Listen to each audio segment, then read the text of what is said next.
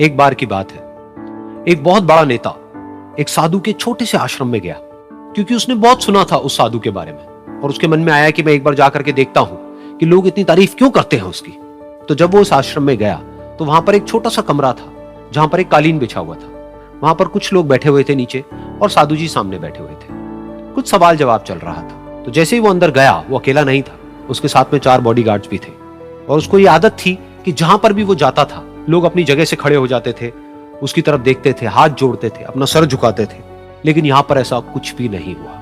साधु ने उसकी तरफ देखा तक नहीं, क्योंकि वो साधु किसी के सवाल का जवाब दे रहे थे। लेकिन नेता को इस बात पे गुस्सा आ गया।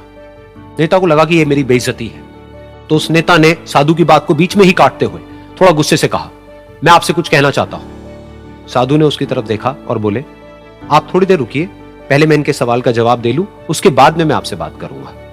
तब तक अगर आप चाहें तो आप बैठ सकते हैं। बस साधु का इतना कहने की देर थी।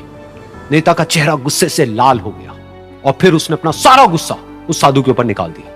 अभी तक वो नेता बहुत ही तमीज से बात कर रहा था, यानी कि आप कह करके बात कर रहा था। अब वो तू तड़ाक पे उतर आया। नेता ने उस साधु को कहा, तुझे पता भी है मैं कौन हूं और तू किससे बात कर रहा है? साधु ने उसकी तरफ देखा और कहा, मुझे इससे कोई फर्क नहीं पड़ता कि आप कौन हैं, लेकिन आप जो कोई भी हैं, अगर आप चाहते हैं कि मैं आपके सवाल का जवाब दूं या आपसे बात करूं तो आपको कुछ देर रुकना होगा। और साधु के ये कहते ही नेता गुस्से से पागल हो गया और वहीं सबके सामने चीखने चिल्लाने लग गया, अब मैं तुझे तेरी असली औकात दिखाऊंगा। तूने मुझसे पंगा लेकर के ठीक नहीं किया है। तुझे पता भी है मैं तेरे बारे में क्या सोचता हूं। साधु ने फिर से उसकी तरफ देखा और बड़े ही प्रेम से कहा कि मुझे इससे कोई फर्क नहीं पड़ता है कि आप मेरे बारे में क्या सोचते हैं। आप जो चाहे वो मेरे बारे में सोच सकते हैं। फिर उस नेता ने बोला कि तू चाहे सुनना चाहता है या नहीं, लेकिन मैं तुझे बताऊंगा यही सबके सामने कि मैं तेरे बारे में क्या सोचता हूं। तू एक बहुत ही घटिया इंसान है। तू कोई साधु नहीं है, तू एक ढोंगी है, पाखंडी है और यहां पर जितने भी लोग बैठे हैं उन सबको बेवकूफ बना रहा है। तेरा बस एक ही मकसद है कि इन लोगों की जेब में जितना भी पैसा है वो सब तेरे पास में आ जाए। तू अपने फायदे के लिए इन लोगों का इस्तेमाल कर रहा है और अब मैं तुझे नहीं छोड़ने वाला। तेरा पर्दाफाश करके रहूंगा पूरी दुनिया के सामने। लेकिन उसके इतना बोलने के बाद भी उस साधु के चेहरे पर हल्की सी मुस्कान बनी ही रही। ये देखकर वो और तिल मिला गया और उसने कहा, अब बहुत हुआ, अब मैं यहां 1 मिनट भी नहीं रुकने वाला। लेकिन अभी भी तेरे पास में मौका है। अगर मुझसे माफी मांगनी है या मुझसे कुछ कहना है तो कह सकता है। इतना सब होने के बाद भी साधु बिल्कुल शांत था और उनके चेहरे पर एक मुस्कान थी।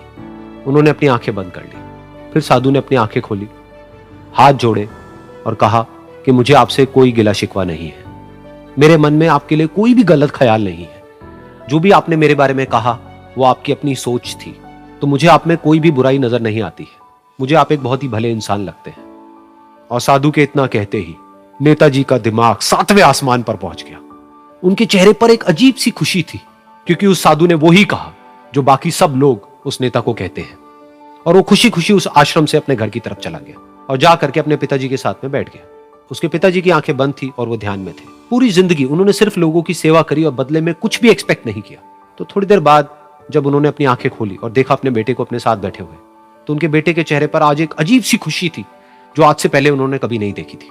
फिर उसने एक एक करके सब कुछ बताया कि आज क्या हुआ, किस तरह से वो आश्रम गया, वहां पर क्या हुआ, उसने क्या कहा, उन्होंने क्या कहा। तो जब इसके पिताजी ने पूरी बात सुनी तो थोड़ा सा मुस्कुराए और अपने बेटे को देख करके बोले कि उन्होंने तुम्हारी तारीफ नहीं करी है, क्योंकि उन्होंने वो नहीं कहा कि जो तुम हो, उन्होंने वो कहा कि जो वो खुद है। और तुमने जो भी कुछ उनको कहा वो नहीं कहा कि जो वो है, बल्कि तुमने वो कहा जो तुम खुद हो। यही बात वेदों में भी कही गई है, यथा दृष्टि तथा सृष्टि। ये दुनिया तुम्हें वैसी नहीं दिखती है जैसी कि ये दुनिया है। ये दुनिया तुम्हें वैसी दिखती है जैसे तुम खुद हो। जिसकी नजर जैसी है उसके लिए ये दुनिया वैसी ही है। तो अगर तुम अपनी दुनिया को बदलना चाहते हो तो उसका सिर्फ एक तरीका है, अपनी नजर को बदलो।